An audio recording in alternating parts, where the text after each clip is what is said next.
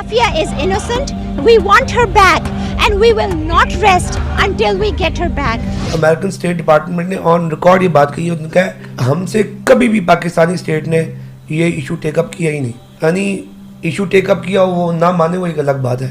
हमने तो कभी ऑफिशियली खत तक नहीं लिखा.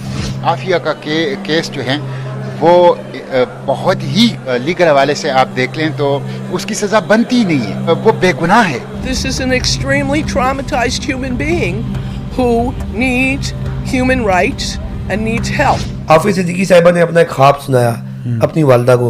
उन्होंने कहा कि उनको ख्वाब में रसूलुल्लाह सल्लल्लाहु अलैहि वसल्लम की ज़ियारत हुई, तो उन्होंने रसूलुल्लाह सल्लल्लाहु अलैहि वसल्लम से पूछा या रसूलुल्लाह मेरा ये इम्तिहान कब ख़त्म होगा. उन्होंने बड़े प्यार से कहा कि बेटी तुम्हारा इम्तिहान नहीं है, ये मेरी उम्मत का इम्तिहान है. You know, they give her 80 years in prison, for goodness sake. She's not going to live for 80 years. She's not eligible to be set free until she's 115 years old. Recently ये जो डॉक्टर आफिया सिद्दीकी का case कितने अरसे से ये pending रहा और लोगों को इसके बारे में कन्फ्यूजन्स भी रही. मतलब बेसिक मैं चाहता हूँ कि कम से कम चलें जो भी आपको उनके बैकग्राउंड के बारे में पता है नहीं पता, क्या हम सारे कुछ पॉइंट्स पे अग्री नहीं कर सकते कि भाई चलें इवन ह्यूमन राइट्स पर्सपेक्टिव में अगर एक औरत को आपने इतने अरसे से कैद में रखा हुआ है, मैं चाहता हूं कि आप थोड़ा सा एक बेसिक ह्यूमन राइट्स पर्सपेक्टिव में बता दें कम से कम what we can all agree on, चाहे वो लिबरल तबका हो, चाहे वो हमारी दीनी जमातें हों, चाहे वो किसी भी आपका ताल्लुक स्कूल ऑफ थॉट से हो, कम से कम can we agree on some basic human rights. मैं चाहूँगा उस सिलसिले में कुछ आप जरा थोड़ी हमारी रहनुमाई. जी बिल्कुल जय भाई. डॉक्टर आफिया सिद्दीकी 2003 में पाकिस्तान से किडनैप हुई मार्च 2003 में, और उसके बाद इनिशियली जो उनकी फैमिली ने जो बात बताई है कि पाकिस्तानी गवर्नमेंट जब इन्होंने उनसे रब्ता किया तो उन्होंने कहा कि वो हमारे पास है और आप खामोश हो जाएं, जिसकी वजह से वो थोड़े खामोश भी रहे. खैर बहरहाल 2008 में 7-8 में पता लगा कि वो अफगानिस्तान के अंदर है, बगराम जेल के अंदर. फिर उसके बाद अचानक से वो उनको अमेरिका शिफ्ट किया गया.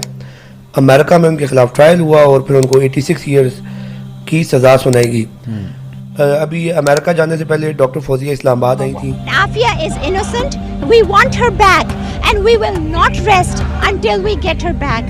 इधर इस्लामाबाद हाई कोर्ट में उनका केस था और उनके लॉयर क्लाइव स्मिथ भी साथ थे. ये बात पता चल गई है कि डॉक्टर आफिया को पाकिस्तान लाने में कोई चीज़ रुकावट नहीं है. सिर्फ हिम्मत चाहिए, सिर्फ जज्बा चाहिए, सिर्फ मनसूबाबंद अंदाज से जदोजहद चाहिए. कोई कानूनी कोई सियासी रुकावट नहीं है, लेकिन गुज़िश्ता 20-22 साल से उसके लिए कोशिश नहीं की गई. इसी तरह सेनेटर मुश्ताक साहब भी उनके साथ गए हैं. तो बल्कि सेनेटर मुश्ताक के साथ हमने एक वीडियो भी रिकॉर्ड की, शायद बहुत सारे आपके व्यूअर्स ने देखी भी हो.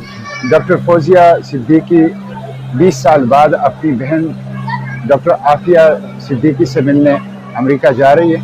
इस मौके पे मैं कौम से अपील करता हूँ कि वो खुसूसी तौर पर दुआएं करें. तो उसमें पहली बात तो ये है कि कहा जाता है कि ये न्यूक्लियर फिजिसिस्ट थी, शायद ये वो था. ऐसा नहीं है, उनकी चाइल्ड साइकोलॉजी से रिलेटेड PhD है.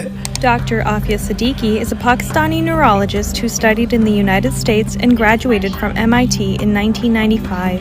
ना ही वो अमेरिकन सिटीजन थी, लेकिन यह है कि स्टडीज़ उनकी अमेरिका से थी. इसके अलावा कहा जाता है कि उनकी 2-3 शादियाँ थीं और शायद उनके कुछ एक्स हस्बैंड्स किसी बैंड आउटफिट के साथ उनका ताल्लुक था. ये बात भी गलत है. उनकी एक ही शादी थी जिससे उनको डिवोर्स हो गई थी. फिर दूसरा जब भाई जो अफसोसनाक बात है कि जब ये किडनैप हुई, यहाँ से अरेस्ट हुई, मैं तो किडनैप कहूँगा क्योंकि जो ह्यूमन राइट्स की अगर बात की जाए तो जब भी आपको अरेस्ट किया जाता है तो बेसिक चीज़ ये होती है कि आपको किसी जुर्म के मुताबिक चार्जशीट किया जाता है.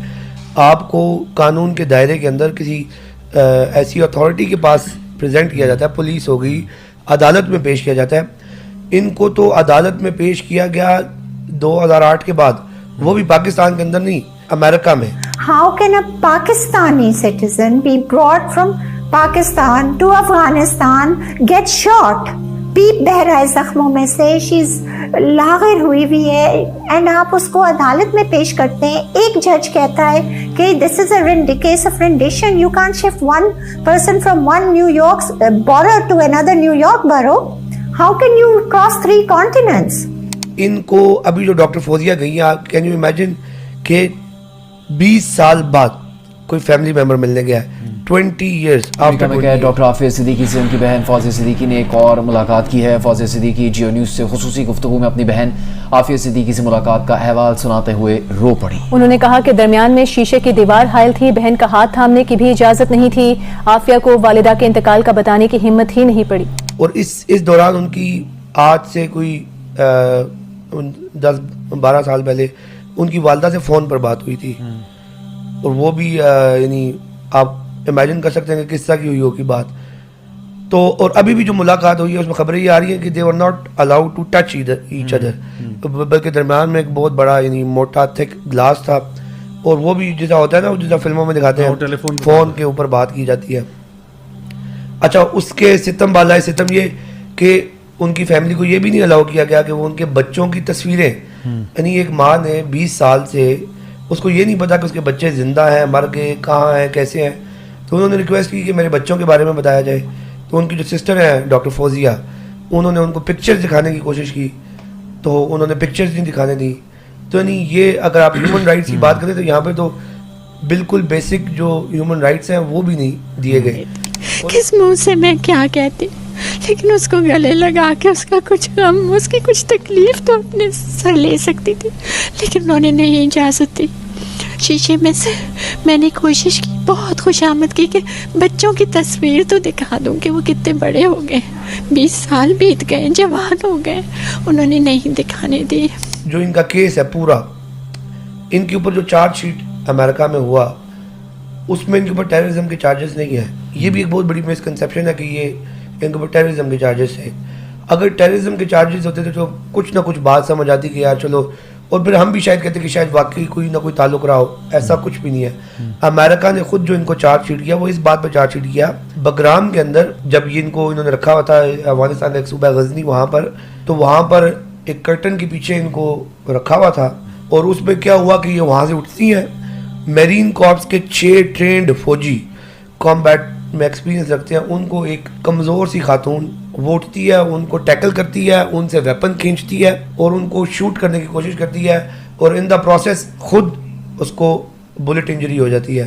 اور وہ مسجد کی دیوار تک نہیں پہنچی کہ شی سلمپڈ. اس حالت میں آپ سوچیں عافیہ وہاں پہ تھی جب وہ کہتے ہیں کہ اس حالت میں اس نے جو ہے ان کے لہیم شہیم لشکر منیر 6 فٹ والے جو ہیں سولجرز ان سے گن چھین لی. اور اس بیس پر کہ جی انہوں نے ارادہ کیا تھا کہ یہ امریکن سولجرز کو یہ قتل کریں, اس بیس پر ان کو 86 ایئرس کی سزا سنائی گئی ہے امریکہ کے اندر. اس وقت یہ جیل کے اندر سزا اپنی کاٹ رہی ہے 86 ایئرس کی.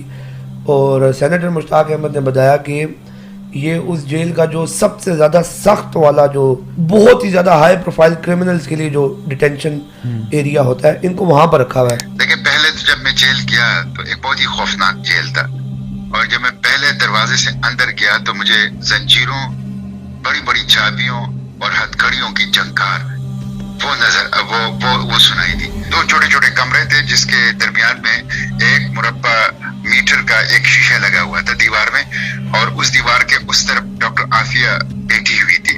اور اپنی ملاقات کے اندر بھی بار بار اس بات کا ذکر کرتی رہی. اور اس کے علاوہ جو اپیرنٹلی ان کی جو حالت تھی اس میں یہ تھا کہ ان کے جو سامنے والے دانت ہیں وہ نہیں تھے, وہ ختم ہو گئے, یعنی جو ان کے اوپر تشدد کیا گیا جیل کے اندر اس کے نتیجے میں. اس کے علاوہ ان کو ایک کہیں ہیڈ انجری ہوئی تھی جیل میں, جس کی وجہ سے ان کی جو سننے کی صلاحیت ہے وہ بھی کافی حد تک متاثر ہوئی ہے. ان کی اپیرنس کیسی تھی؟ ان کی سامنے کے 4 دانت جو اوپر جبڑے کے 4 دانت ہیں وہ ٹوٹ چکے ہیں, اور وہ بھی تشدد سے ٹوٹ گئے ہیں. تشدد سے یعنی منہ میں مارا گیا انہیں؟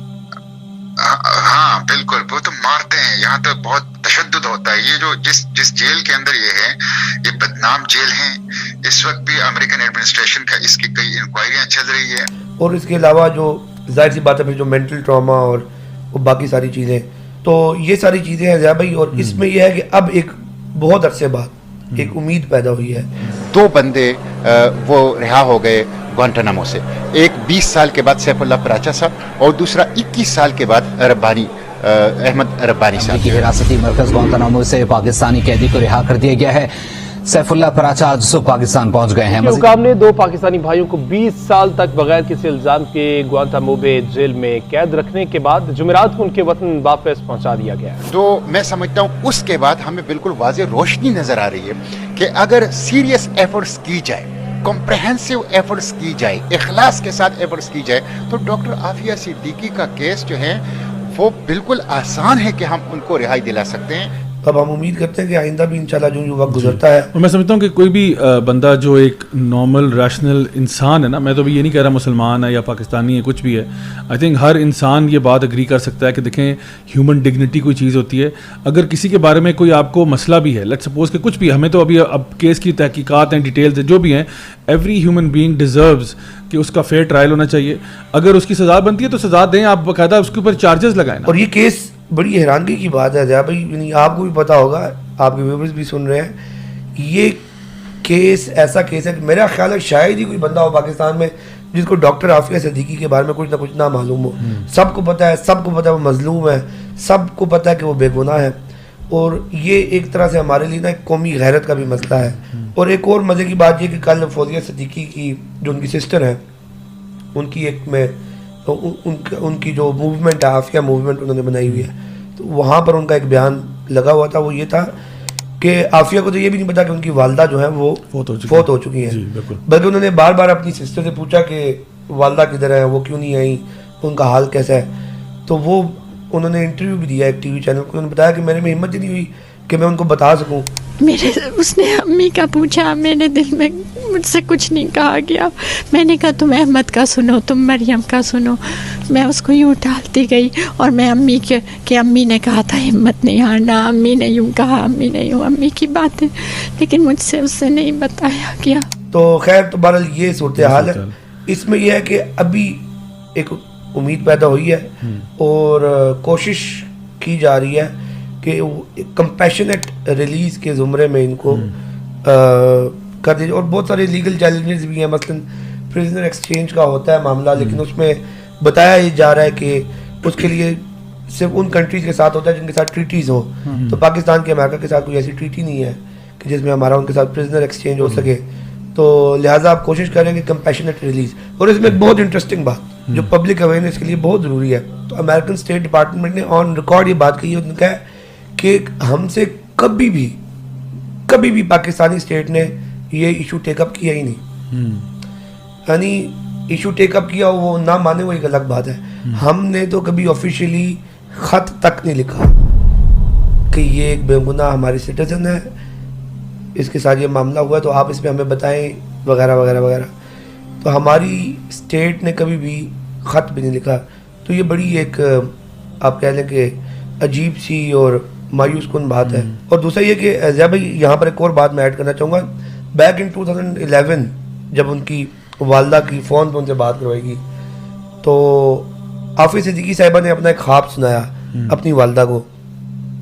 उन्होंने कहा कि उनको ख्वाब में रसूलुल्लाह सल्लल्लाहु अलैहि वसल्लम की ज़ियारत हुई और तो उन्होंने रसूलुल्लाह सल्लल्लाहु अलैहि वसल्लम से पूछा कि या रसूलुल्लाह मेरा ये इम्तिहान कब ख़त्म होगा।